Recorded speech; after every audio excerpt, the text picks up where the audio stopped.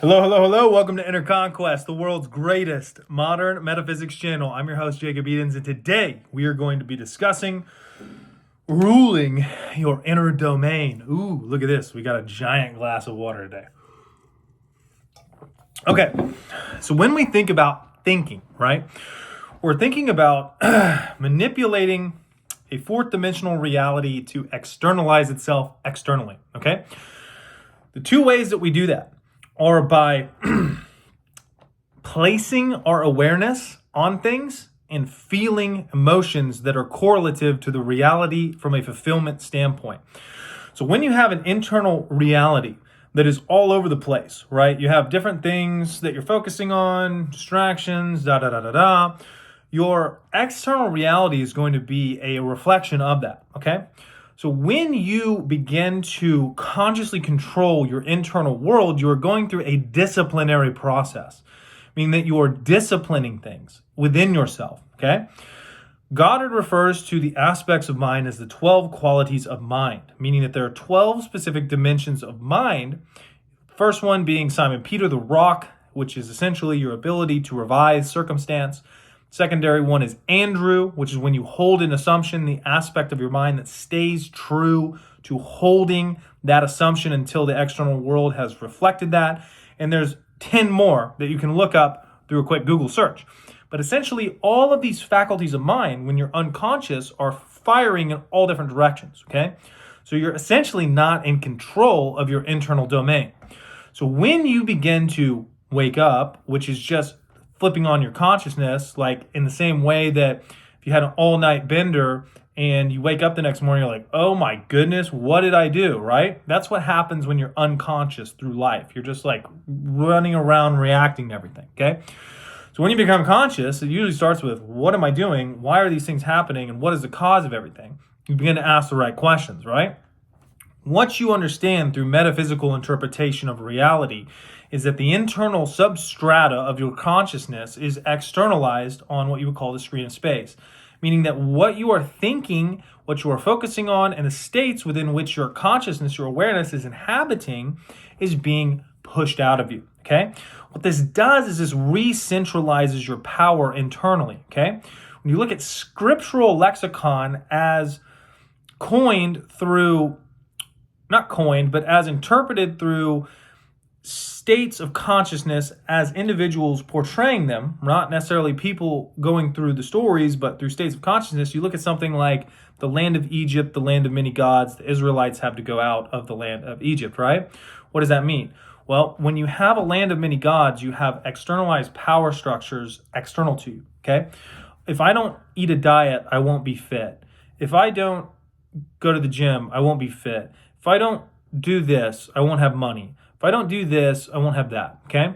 So when you go down the path of metaphysical understanding, you are collapsing all second causes. You are finding the root of all cause, which is essentially finding one God, one Lord, etc., right? This is all categorized in characters to hide the metaphysical esoteric interpretation of how you influence and create your reality. So when you have secondary gods, these things, emotions, thoughts, people, places, circumstances that are bigger than you and imposing themselves upon you, they are impressing you, okay? So when you wake up, you want to understand that your first order is to stop being impressed. This manifestation happens. Oh, I'm screwed. Boom. This happens. Boom. Power of the tongue, spells, creation. I am not who I want to be because of this. Where's the power? The power is I am that which I say I am. Who I am is the power, because this thing is in my orbit. This thing got magnetized to me because I'm in an electromagnetic field, okay? So when I have a magnetary aspect of my being, and this gets pulled in, I'm the one who pulled it in.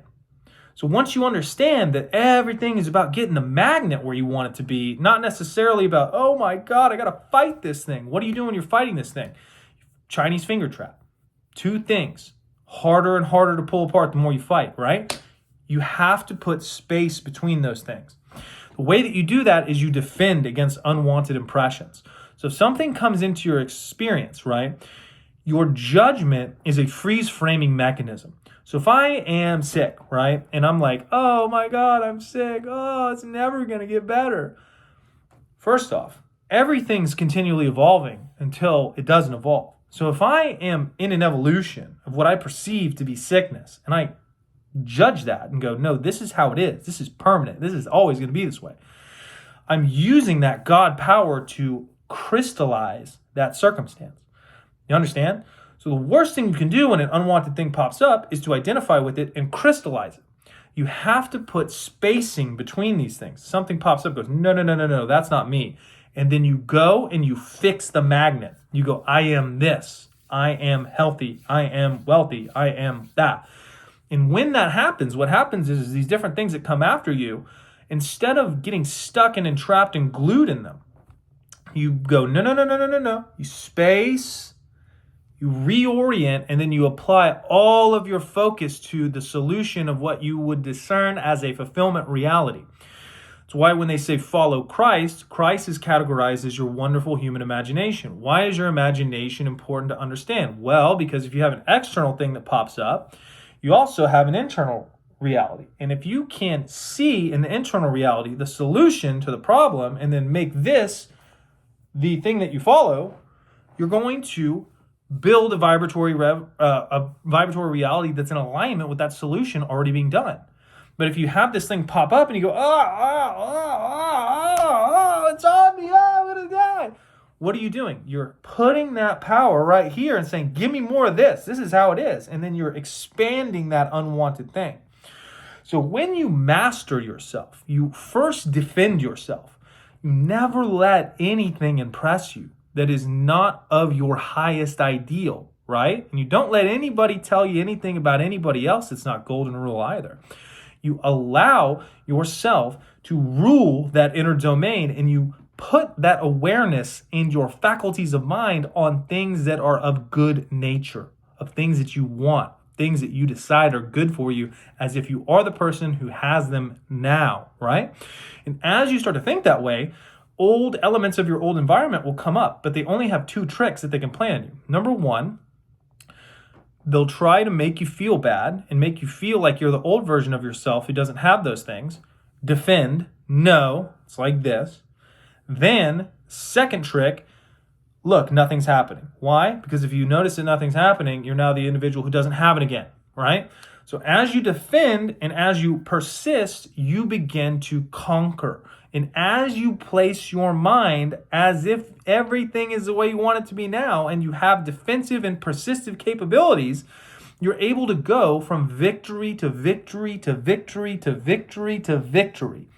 And as you do that, you begin to rule your inner domain, and you do things out of what you want to do and see created in the world, in opposition to you having to do things to get things. Because every time you have to do something to get something, you've made a secondary cause out of that thing. Remember, the pearl of great price is something that is worth so much that it is able to purchase everything on its own. That's your consciousness. If your consciousness can purchase everything on its own, you don't need anything outside of yourself. So understanding that is primary. Now, when you start to operate from the law, right, as Goddard puts it, your external world will show you all of the secondary gods that you have created. Oh my God, I didn't do this today. I can't be this. All of those beliefs that you have believed have to be deconstructed. But once they're gone, you're completely free and you're in the clear, meaning that you don't have to deal with any of those things. You don't have to appease any of those external things to give yourself permission to claim that you are who you want to be. You've cut that tie, that tether, etc., and now you're conquering. So I know you guys enjoyed the video. If you guys have any videos that you would like to see made, feel free to put them in the comments section. Additionally, when you go to the link tree, if you want to work with me one-on-one for coaching, there are a couple of options that I'll explain. Number one, you have your free protocol at the top if you want some free information. Second is the Modern Metaphysics protocol. That is your primary protocol. Includes 6 hours of coaching with me to fully understand the absolute mastery of the basics of everything metaphysics as it applies to your life individualized. Second, Spartan 1 Human Optimization Program. It's only my life's work, but it's essentially modern metaphysics coupled with body optimization biohacking. So everything physical about your body, getting it super legit makes life way better. So if you want to do that, that also includes 12 hours of one-on-one coaching with me. Then if you want to do a la carte just for a circumstance or something of a specific nature, there's individualized coaching options below that. But more important than any of that, go conquer, and I'll see you in the next one.